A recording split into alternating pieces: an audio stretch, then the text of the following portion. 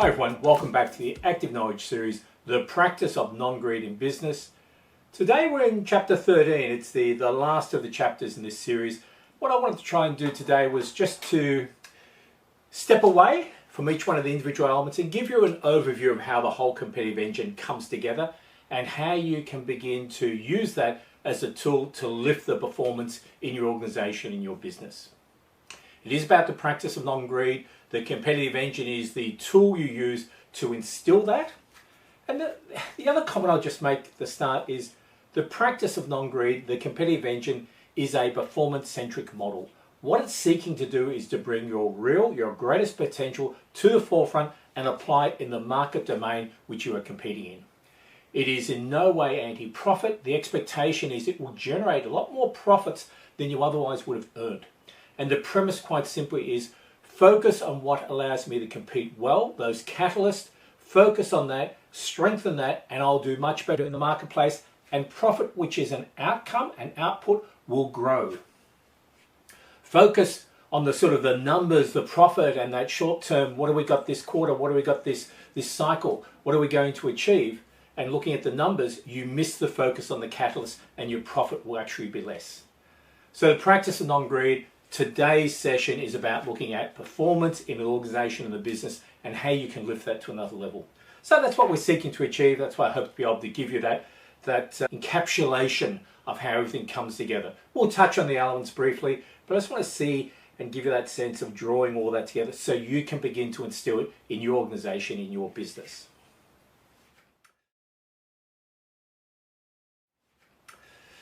So let's get started. Numbers, numbers, numbers, and more numbers. Where do you focus? Where is your mirror, which tells you how you're performing? We tend to look at a lot of numbers. What are our sales figures? What are our margins? Where our overhead costs are? Are we on budget? Are we over budget? Are we under budget? Are we tracking against our profit forecast? What's our working capital? What's our cash flow? What's our stock levels like? Are creditors being paid too soon, too late? What about our debtors? Are there bad debts growing? Obsolescence in our stock. Lines not selling well, lines selling better. Our debt commitments, our banking covenants, our share price if we're in the market. A whole lot of figures which we monitor, which we budget for, and which we talk about. But what I would just like to put there is these are outcomes, these are outputs. We're looking from the outside in. We're saying, my revenue is down on this product line. Why? And I try to dig behind that. I'm looking at the marketing, I'm looking at the customers, looking at who's buying, who's not buying, and what I might be able to do to push that sales figure up. And that applies across everything. And if I begin to see that my revenue is declining, my costs are increasing, I then begin to go into a cost reduction program. What costs can I cut now to achieve my profit outcome? So we're very much standing outside and trying to look through this lens of these numbers to try and understand what's happening. What we're not doing is we're not looking at the catalyst. And I would say this, standing on the outside and looking at the numbers can become quite futile as we chase the wind, as we're trying to work out what might be happening. Numbers are outcomes. Numbers are not necessarily indicative of what is happening with the catalysts, because they don't measure typically the catalysts which are driving performance. So we need to just begin to think about, as we consider the competitive engine and the practice of non-greed, where actually is performance? What actually does performance look like? How do I improve, grow, strengthen, compound my performance? So what I'd like to do is a bit of an analogy. Put on a coaching hat. Imagine you are a coach. We're going to talk about archery, but you can start off in any field. And you've been approached by someone who says, I wish to become quite excellent, quite elite in my sport. I want to go to the top tier. I want to be competing in world competitions, in the Olympics. I want to be winning. And as you begin to put on that coaching hat, there's a couple of levels which you go through. And I just want to talk through that to begin to get our head in the right space of performance. So the first level, which you'll start off, is what I just call the compass. North, south, east, west. And you'll turn around and say north. So where are you heading to? What is it you want to achieve? What is your vision of what you're going to reach? Okay, understand that. Let's talk about east. What's your passion? What's the energy which is going to sustain you through this? It's a bit of a question of why. It's very much a question of who you are. Then you jump across to the west and say, okay, I understand where you want to be. I understand what's driving you, where that passion is. How do you think you're going to get there? Let me talk about that, but let me hear what you think you need to do. All right then, let's jump down south. What do you think will stop you? What are the hurdles you need to overcome to get there? So you start very much at this level. Do you have a sense of where you're going to, why it's important to you, how you're going to get there, and what you're going to have to do to achieve it? That's your sort of your first level, your first conversation. You then step forward from that, and you then begin to come into the specific sport, the activity. I'm going to use archery as an example for you today. And again, there's 4 quadrants. You begin to say, okay, your form, your skill, and your tuning of your equipment to that. Next, your physical strength, your mobility to be able to compete at that level. Then you jump up and say, what about your mental game? We need to think about that mental strength which you've got. But I also need to think about in the 4th quadrant, your self-image. How do you see yourself? If you don't see yourself as a winner, you will never win. So you can see we've gone from very much a background statement to we've now come forward into a more of a context where we're looking at what you need to do to achieve what you're seeking to achieve. And that probably 4 quadrants probably apply to many, many different sporting activities. As I begin to step into that and I begin to say, so let's now begin to train, we're working at both those levels, the background and the front, if I can call it that, and I'm beginning to improve. So let's just take that archery example and let's just begin to that one aspect of my form, my skill. And as with any sport you go into, any physical activity, there's a number of stages. And in archery, I practice archery, I'm a bear bower. In archery, there's 8 steps. And let me just read them to you. I have my little flashcard here, which I use, which is my reminder of my process. Eye the spider, see the target. Ground the tree, my posture, my structure. Lock, knock, measure, picking up the bow, putting the arrow in, because I'm a bear bower, checking the position of my fingers. See the flow, looking at the target, seeing, visualizing, but imagining the release of the arrow straight through into the target. Lift, push, pull, hold. Lifting the bow up, pushing, pull into a hold position. Anchor, spider, extend. Dropping into my anchor, again seeing the target, the center, what we call the spider or the X, expanding, and then into the release. Loosen, release, draw back, ear comes back, holding, seeing the arrow go through, hitting the target, impact, lower, assess. So there's a process which I go through in getting to a stage where every arrow hits where I want it to go. Every arrow is the same, as best as I can do. And that's a progression. And I need to understand that process. I need to understand the stages because I need to work on each one in turn. And it's like, okay, that seems to be working better now. What's the next step? That seems to be working okay. What's the next step? That seems to be working okay. What's the next step? And I work through my process. And then I work through it again. And it's a continual process of strengthening and compounding because I need all of those steps to get to the same level of strength. Because if one is weak, it's going to drag everything else down and it's not going to allow me to win, to get the arrow where I want it to be.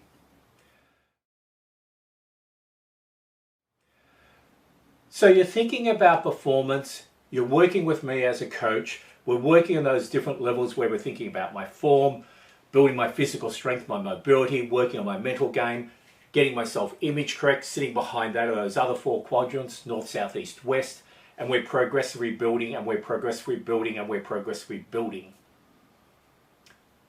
The likelihood I will win is dependent upon the strength of my practice. I'll say that again. The likelihood of me winning depends on the strength of my practice. If I can't perform strongly in my practice at a level which will allow me to win, in other words, I can get the score I need to get, then forget it. I won't get there.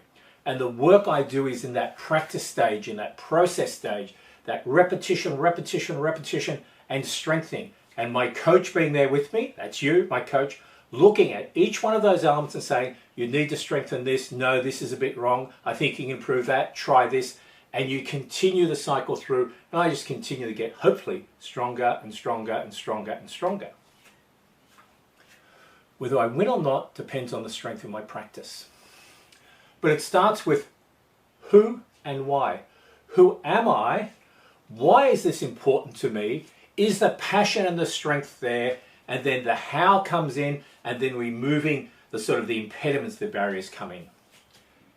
If that who and why are not strong, and that passion is not there, and the clarity on where I'm going to is not there, and the reason why it's important, which is a bit of that sort of why, I'm not going to get there.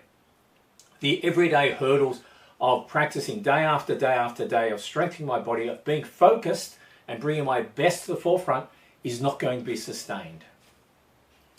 And as a coach, you're going to look at that and you're going to listen to me and you're going to work with me to try and sustain the energy I need, but also to get me at a technical level where I can perform at a level which is going to bring my best to the forefront in the competitive field I'm fighting in.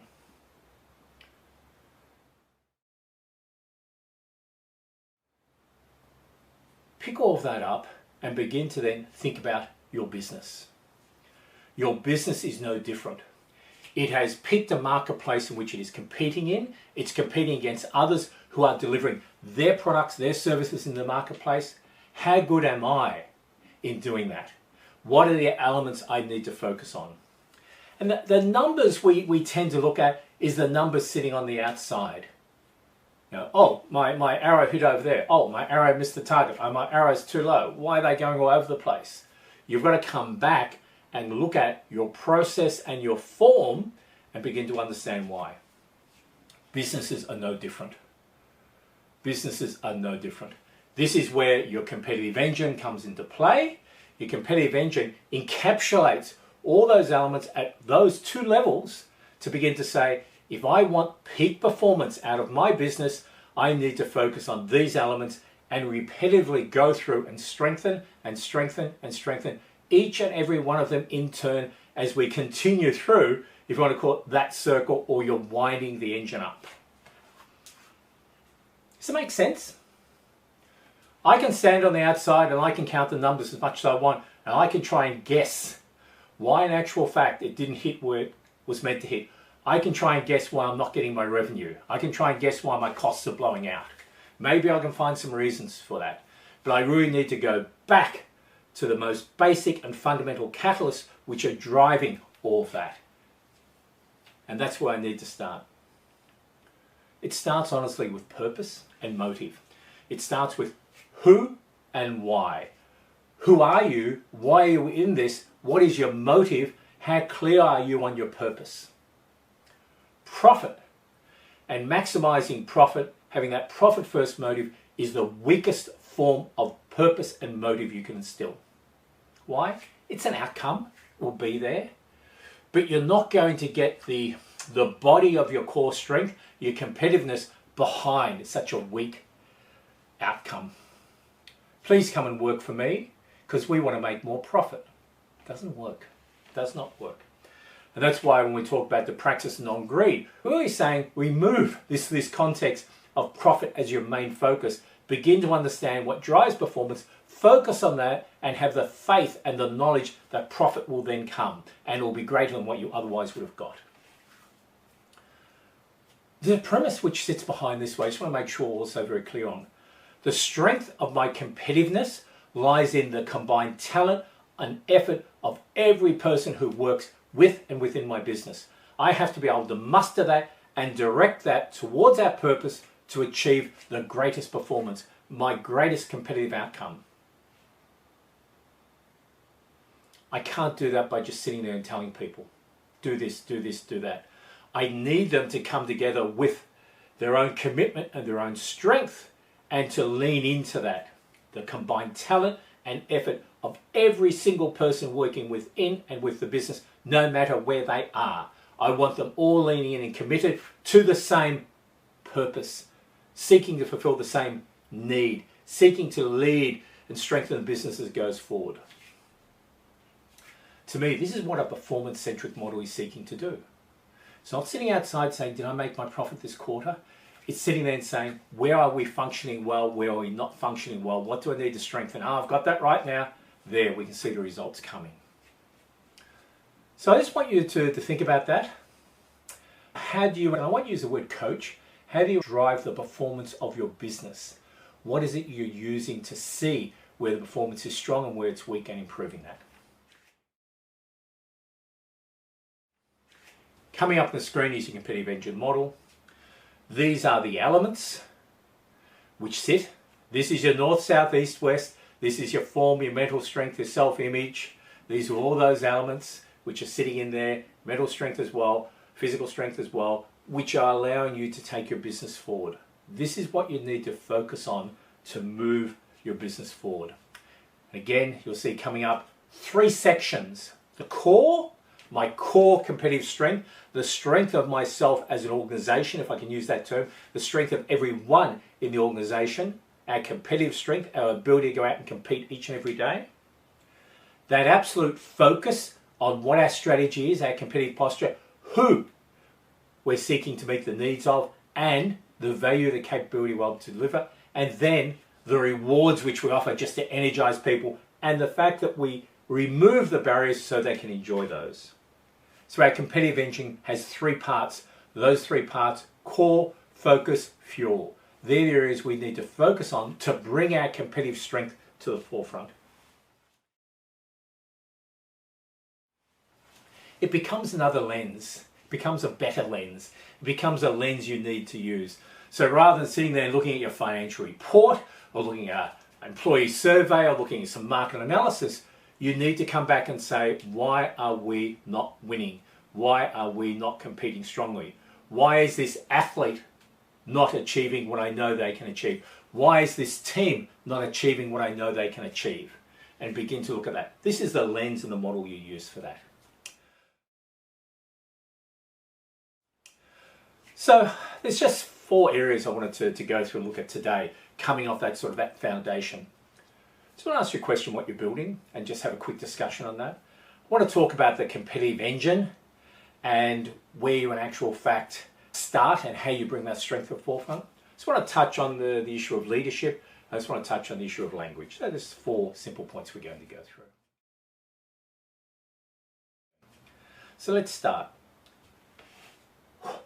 What are you building? Your leadership team, yourself as a leader, what are you building? And I'd say in one sense, what sort of a business you're building, but are you building something which will last 100 years and beyond? Are you building something which is enduring? Are you sitting outside and just looking at the superficial? Did I achieve my profit result for this period? What's happening with my share price? Am I going to get my bonus? Am I sitting outside looking at this and saying, I need to push these people to sell more, I've got to get these costs down, let's sack these staff, let's move this slow moving stock, whatever it may be? Are you at that level, or are you saying, this is a business in which I take a pride in, it meets a, I'd say, significant real need in the community, we're leaning into that, we're defining where the future of that need goes as we see technology and changes which are occurring in our marketplace? But I am building an organization which can continue and endure well beyond my tenure. So the question I'll just start with when you think about performance, what am I building? Come back to your coaching analogy. Am I creating an athlete who can endure and can win? Am I helping them do that? Or am I just sitting on the outside? The same with the business. What are you building? And you'll find it's the analogy of the best with the best. If you want to have a business which can endure over your lifetime and many other lifetimes, then you need to set that as your goal and have a process which is doing that. Your competitive engine, non-greed. If you do that, you attract like-minded and you'll begin to grow that. If you sit on the outside and you're saying, let's just look at our profit result, where are we this quarter, where are we after 6 months, are we going to reach our budget, then everyone's going to be in that same mode. They're going to be thinking the same way. It's going to be that superficial level. Everyone's going to be thinking about themselves and their position. You want to go beyond that. And we spoke about this before. If you want a business which is going to last many lifetimes, 100 years and beyond, you plant people. That is the language which you use. It is the competitive engine which plants people. And what I mean by that is you're planting an organization which has a certain, let's just call it DNA, but a certain personality. You're planting the who, and a who which will endure because it will know where the market's going to and will adjust. It will find opportunities, it will seed opportunities, it will create the opportunities, and it will do it in a way in which it continues to compound. So I think as you begin to think about performance and you get a sense of what performance looks like and how you achieve it, you step forward from that and you begin to say, what am I actually building? Am I building something to endure 100 years plus? There are many multi-generation family businesses which have endured over many generations and continue to endure, and some of the largest, most profitable businesses in our marketplace. And if you look at our big public companies, that's where they started, until the family withdrew and sold out. So great businesses are seeded by individuals who grow that business and instill that DNA of continuity, prosperity, performance, whichever way you want to describe it in it. What are you building? I'll leave that question with you and just hopefully you'll answer it.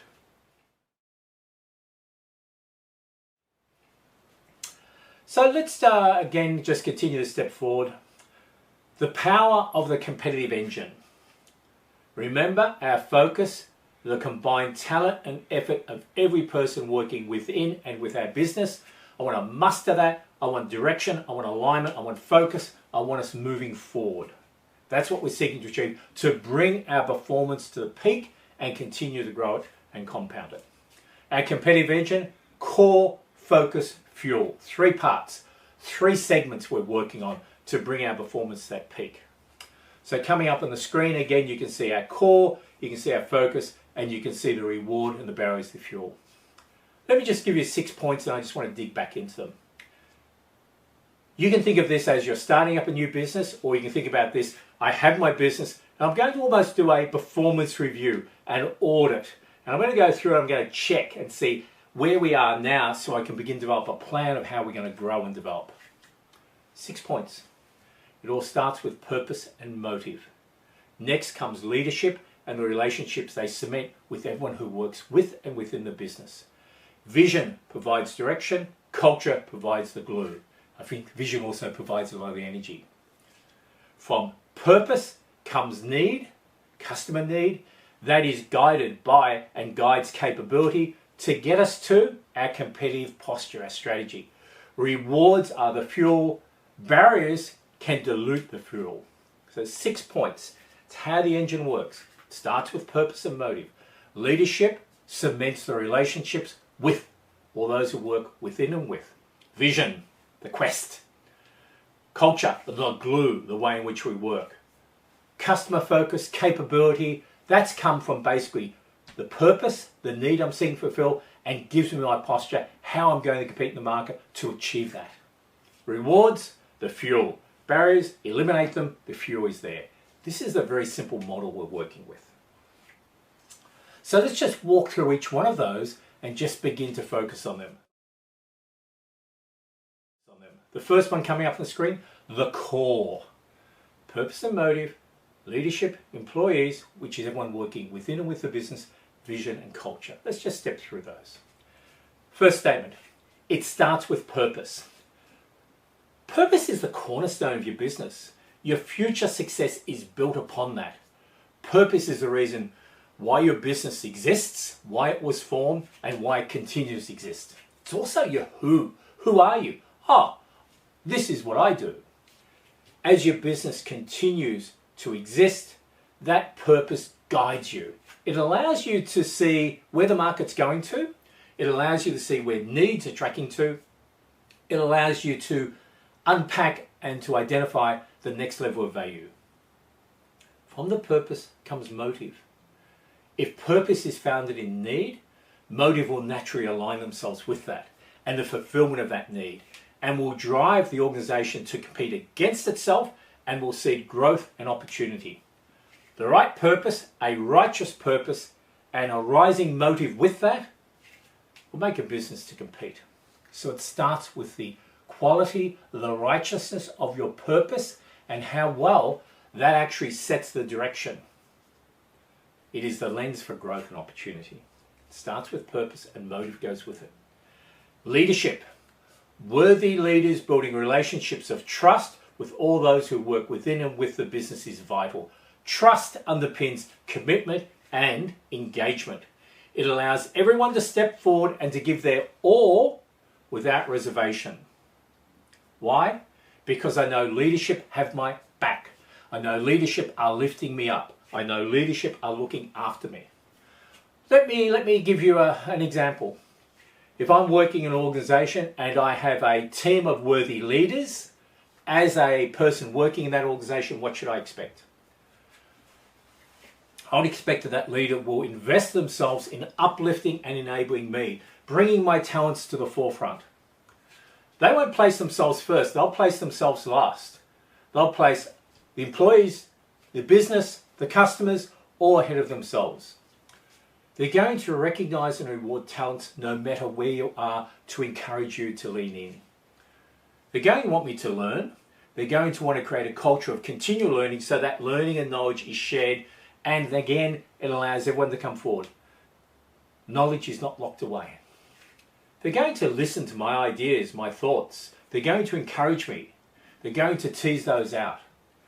They're going to want me to work at my best with the best all the time. As a person, they're not going to take themselves too seriously. They're not going to be prideful. They're not going to hold themselves up here. Failure, they're going to take this in the stride. They're not going to attribute blame. Failure is about learning and moving forward. It's about trial. They're going to seek to win my trust and support by having my back and my needs there as well. They're going to have a positive attitude to life.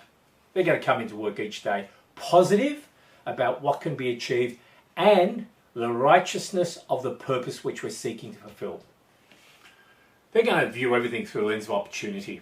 How can we make this work for us? Where can we go to? They're going to have a vision which says this is impossible, so let's now make it possible.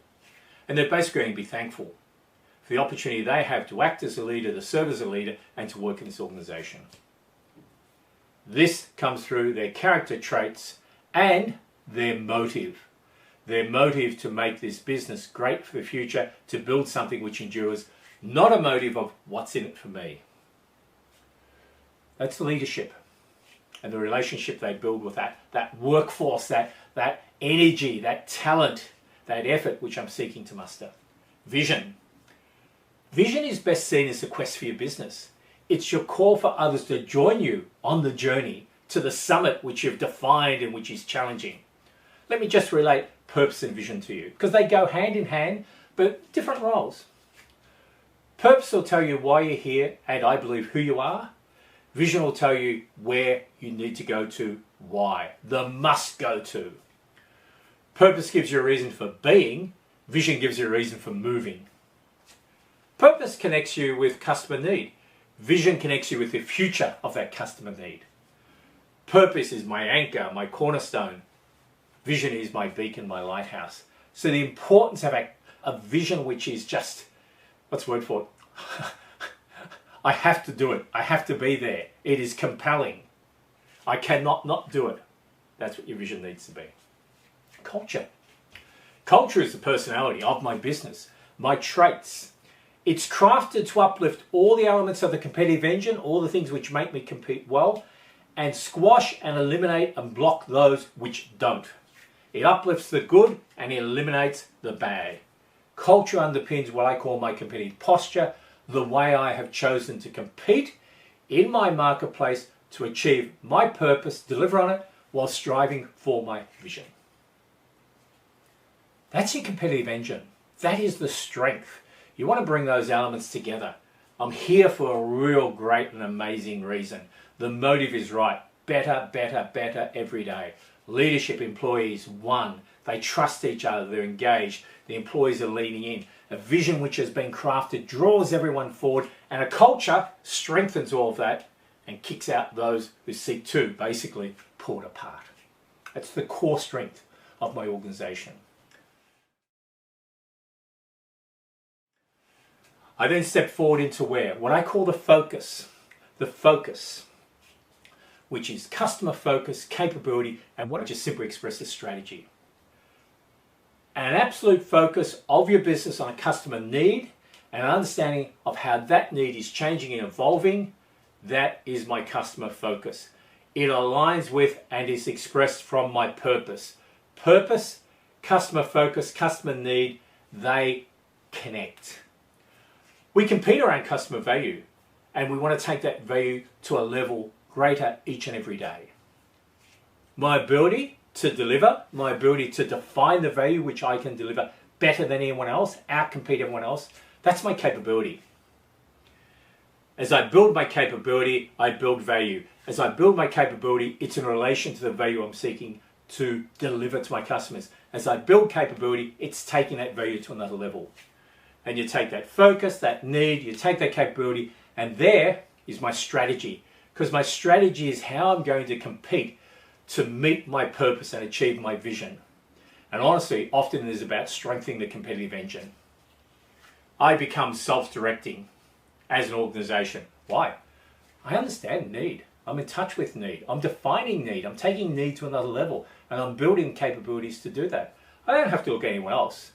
I'm miles ahead of everyone else in the marketplace, and they're trying to catch up. So my competitive posture is what allows me to do that. It comes from that focus. And very much founded in, what am I building? We then go into the third part, the fuel. And we know there's two parts, rewards and barriers. Rewards available to all. To all. Targeted at the behavior that strengthens the engine, that strengthens my posture. Their form is such that they are uplifting the right behavior and they are blocking the bad behavior. They are focused on what drives my performance, not an outcome. I don't have a bonus based upon achieving a certain profit result. That is destructive to the competitiveness. But if we achieve the profit result, which we will if we focus on performance, everyone shares in it. We don't have this tiered structure where people at the top get big bonuses, people down the bottom get nothing. To me, that is just wrong when you come to drive performance. An understanding and a setting of how success is defined in your business and how rewards act like restructured, formed and made available is critical.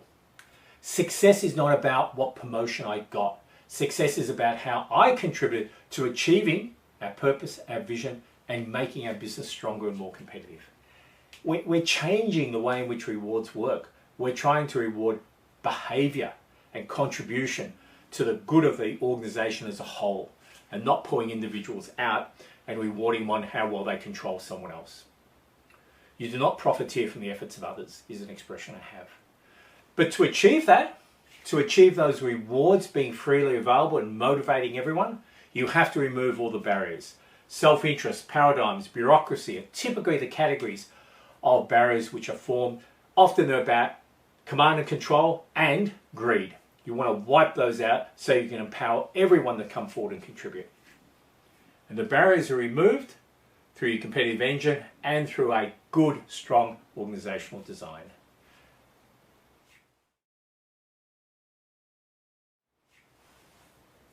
That's the competitive engine. Core, the focus, the fuel. They cover the elements which you need to focus on to bring the real potential to the forefront of your organization. We're not looking at the outside, we're looking at the inside. Let's jump back to my archery example. As I draw, I release, boom, arrow hits the target. Where the arrow hits the target tells me whether my form was correct or not. Your competitive engine is that mirror. The competitive engine is that mirror. The target is a mirror. You could say, well, my financial statements are a mirror, but a bit of a distorted mirror. So it is, my competitive engine is my mirror. It actually tells me what I need to do.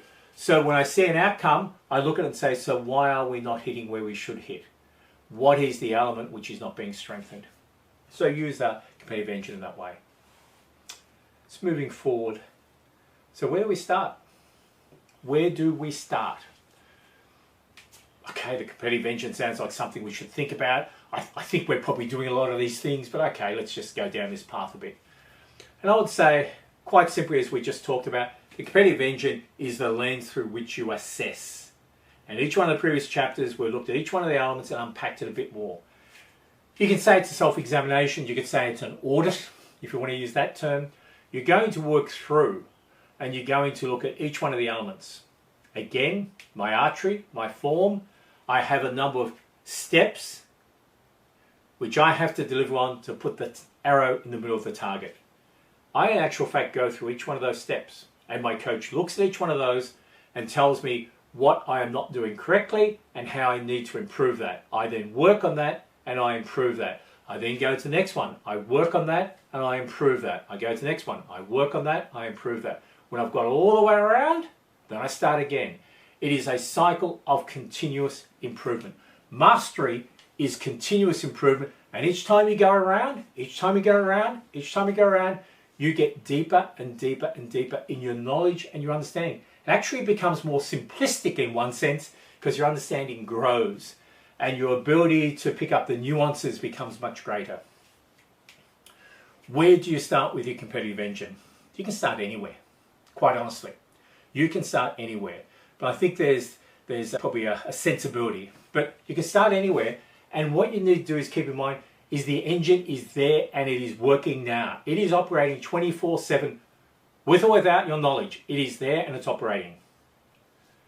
If your performance is degrading, it is something in the competitive engine which is dragging that down. If your performance is improving, then there's something in the competitive engine which is working. But I would say that improvement has got to be stable and compounding and continuous and not straining the organization until it goes and is gone. So where would you start? I would start with purpose. I'd start with purpose. Think of the same analogy as the athlete. Where are you going to? Why are you going there? How are you going to get there? What's going to stop you? Do you have the skill? Do you have the form? Do you have the strength and the mobility? Do you have the mental game? Do you have the right self-image? You start at your purpose and you say, so why are we actually here? Who are we? How's that time the customer need? And I think as you begin to articulate that, you then can begin to go forward and say, okay, let's talk about our leaders. What does a worthy leader look like? What is our relationship with our employees? Have we actually got a vision which works? What is our culture? Right? Let's go forward. Is our customer focus driving our decisions? Do we have the capability? Do we actually out-compete everyone in the marketplace? Let's go down the other end. Is our rewards properly structured to encourage and incentivize everyone? Are there lots of barriers which are stopping people from getting the rewards? This is where that audit process comes in. This is where this natural flow comes in. But it's not do it once and stop. It's let's just step back and let's just begin to have a look and do that initial review, that initial audit, that initial assessment, and let's see where we think we should start. It's not much use looking at customer focus and capability and then strategy if you haven't affirmed your purpose and affirmed your purpose in a way which connects with that. So there is a logical starting place. You can start anywhere, but I would say start with purpose, motive, and begin to build out from there. Use the model, strengthen your core, affirm your direction, and then move forward into rewards. And then you're going to do that on an ongoing basis. So do we do it every 3 years? Do it every 4 years? You're doing it continuously. You are doing it continuously.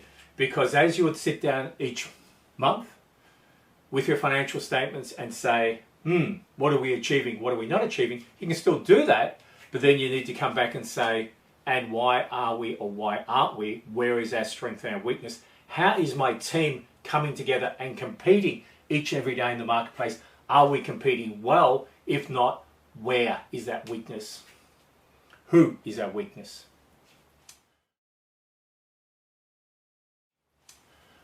Which just leads me through, I just want to go back and touch on centripetal leadership.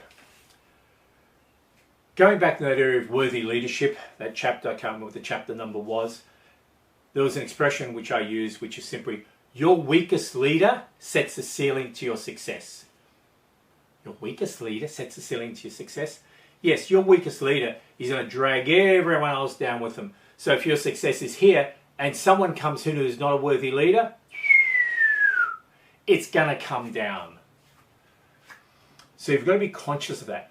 And what centripetal leadership basically says as a model is, I as a leader, my influence only goes so far. When it reaches the end of that influence, then I need to appoint another worthy leader. And when their influence finishes, I need to appoint another worthy leader. And so it goes on. So the network of my leaders needs to be strong. I need them all to be worthy leaders. And as I've said in terms of my form, my archery form, if one area in those steps, that process is weak, it weakens all of them. If one of my leaders is weak, it weakens all of them and it weakens my effort. So you must make sure you appoint worthy leaders who will strengthen the competitive engine, who understand the competitive engine, and who use the competitive engine. And you, if you're sitting sort of, we'll call the pyramid, at the top of the pyramid, then you must be strengthening all the leaders through your organization to allow them to do that. So centripetal leadership is simply the physics of leadership. It's the fact the organization is rotating, spinning around a leader. Leaders are in the center. They're not at the top. They're in the center. They influence everything which is happening in the organization, and they therefore need to be the right leaders doing the right thing and understanding the right character of the competitive engine, each one of its 10 elements, and bringing that to bear. The strength of your business is no more than the sum, the combined talent and effort of all those who work within and with it. Trust and engagement. Weakest leader, ceiling my success. How do I build the ceiling? Strengthen my leadership. Use the competitive engine to lift that. Pay very close attention to your leadership team. Spend a lot of time with them, guiding, mentoring, growing each one of them individually, bringing their right character forward. And again, getting them to chase a bonus is not going to bring the right character forward. We'll just leave that. Centripetal leadership. One of the things you do when you're looking at your competitive engine is you do look at the leadership, but you look at the model and form of leadership you've got, and you begin to see where those weaknesses are, and you begin to address those.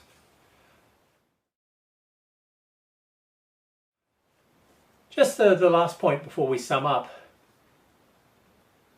As you begin to introduce the competitive engine into your business, as you begin to pursue the practice of non-greed, the language in your business is going to change. In the book Compete, which I think is probably sitting on the shelf somewhere behind me, there's a section there on the language of compete. And what you will find is that the language you use and the terms you use, the words you use, the expressions you use are going to change. Why? Because they're going to be reflecting the competitive engine, the practice of non-greed, and all the aspects of that it's going to lift up. So be conscious of your language, because the language of compete is going to be necessary to help you just show your authenticity and the focus on bringing this practice of non-greed into your business. So be very conscious of that. Language, if it's not the right language, then it tells you where someone is. If it's the right language, then you're probably heading in the right direction. If the language is not present, it's a very good indicator that your competitive fitness is not growing. If the language is there, then you move everyone in the right place.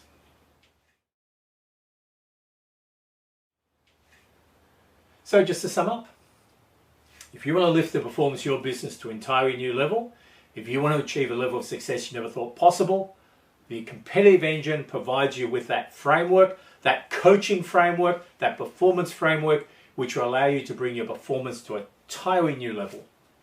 Try it. I recommend it. Thank you for your time. I'm not sure how many chapters you've worked through. They are there. They're available for you. I hope that you can take the time and find the time to begin to explore the practice of non-greed and the adoption of the competitive engine in your organization to simply lift your performance, and lift your performance more and more. All the best for your future. Hope you do well. Thank you. Hi everyone, it's Sally here. I work with Richard. You will see coming up on the next 3 slides. Firstly, a URL link if you are interested in purchasing Richard's guide to the competitive engine, titled Compete, which is a 274-page full-color guide in either printed or a digital PDF format, or both if you wish. Secondly, a URL link to Richard's library of some 500 articles on the various elements of the competitive engine and more that you can access freely. And thirdly, there is an email address for any questions you may have. These are great resources, and I commend them to you. Thanks everyone for joining us today, and I hope to see you again soon.